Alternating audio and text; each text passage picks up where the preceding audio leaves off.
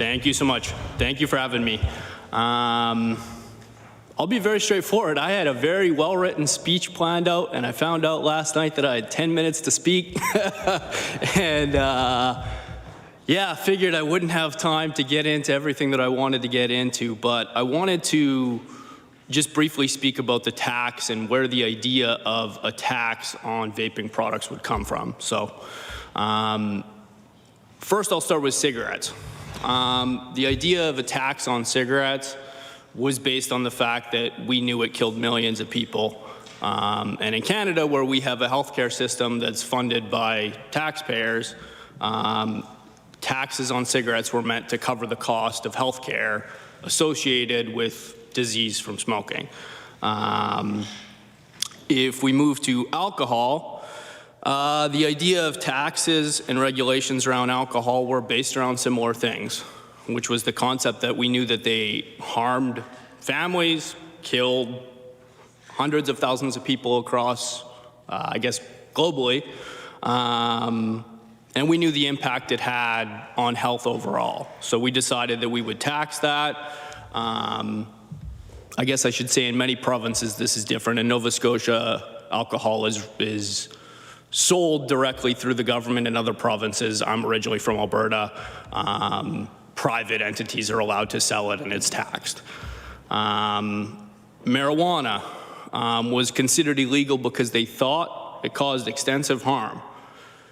Marijuana was vilified as, the word is skipping me, but it was vilified as an evil of society that was addicting our children and killing people. We've now, in recent years, found out that that was wrong, and it became widely considered that it being illegal and punishing people with jail time was not constitutional, and that was the basis behind marijuana becoming legal in Canada. In Nova Scotia, we once again decided that we would be the only ones that would be allowed to sell this product after having sent thousands of people to prison for selling it over the history of 40 or 50 years, or whatever you'd like to put the date at. Prescription drugs have killed tens of thousands of people. In headlines every day, we see the opioid crisis across Canada, across the United States, and across Europe. And to my knowledge, in Canada, we don't have a tax on prescription drugs. I might be wrong about that, but feel free to correct me if I am wrong, but I don't believe we have a tax on pharmaceutical companies. In fact, in Canada, our government actually pays these pharmaceutical companies with our tax dollars. Some of our biggest suppliers of these medications in Canada have recently been ordered to pay billions of dollars in fees in the United States for knowingly encouraging the opioid crisis and concealing the harmful effects of opioid prescriptions. But once again, to my knowledge, these products are not taxed in Canada. And then we have vaping. The reason why we're all standing here right now.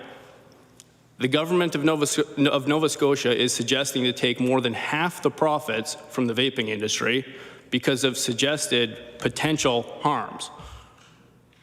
We think it causes harm, but at a glance at Health Canada's website, we see something very different from what you guys are hearing today, which is that there are 0 deaths attributed to vaping and only 7 serious injuries.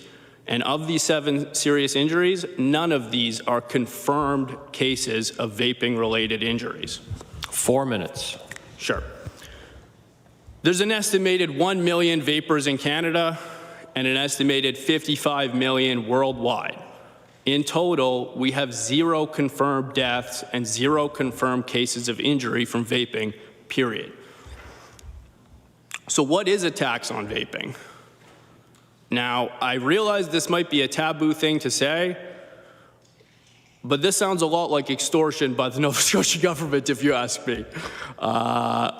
We're suggesting a tax of more than double the price of a product based on suggested harms that we can't even identify. And if we don't comply, we get put out of business. I can't think of any other way to describe it. I tried to think of a nice term to use.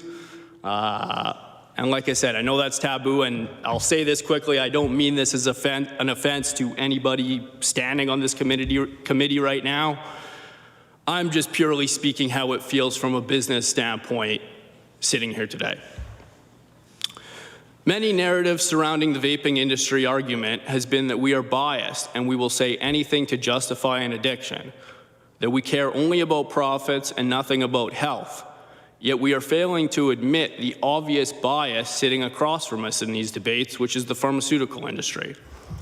The smoking cessation industry is an estimated $27.8 billion in North America, of which the pharmaceutical industry has had a monopoly on for decades in Canada.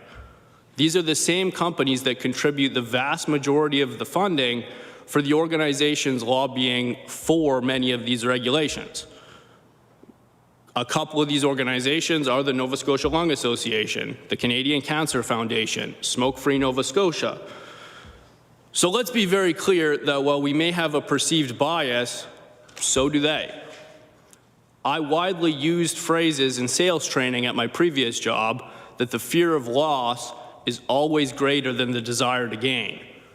With this perspective, I would argue that the pharmaceutical industry has a greater bias than any independent vape shop in Canada could possibly have. Once again, a $27.8 billion industry that they have entirely owned, and us small business owners. There's no comparison. This was evident in this hearing today, not even an hour ago, when a speaker stated that the lung injuries we've seen in the news over the last 6 months were attributed to black market THC. I don't know if I'm saying her name right, DiCostanzo, looked over at Dr. Al-Hamdani, I don't know if I'm saying that right either, but, and he shook his head vehemently no, implying that the statement that the speaker made was not true and that the lung issues we've seen on the news are not attributed to black market THC. I'd like to finish by quoting the CDC's final briefing posted on their media channel February 26th. And this is word for word quote. Due to the continued declines in new avail cases and the identification of vitamin E acetate as a primary cause of avail, today is the final update on the number of hospitalizations due to avail cases and deaths nationally. The CDC recommends that people do not use THC-containing vaping products, particularly from informal sources like friends, family, in-person, or online dealers. Vitamin E should not be added to any vaping product. So let me repeat one part of that really quick. The CDC recommends that people do not use THC-containing vaping products. Vitamin E should not be added to any vaping product. I'm not sure if everybody here realizes what vitamin E is or if you've seen it, but it's a thickening agent used in cosmetics. It's an oil. All e-liquids are water soluble. I don't know, I feel like people must remember this from kindergarten science class where you put water in a petri dish and put a drop of oil in it and watch what happens. The oil does not mix with the water. The implication that vitamin E could somehow enter a water-soluble e-liquid is preposterous. But yet Dr. Al-Hamdani shakes his head vehemently no when a speaker suggests that THC-containing products were responsible for the lung injuries.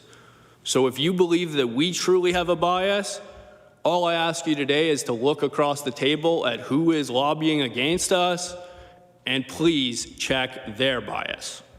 That's all.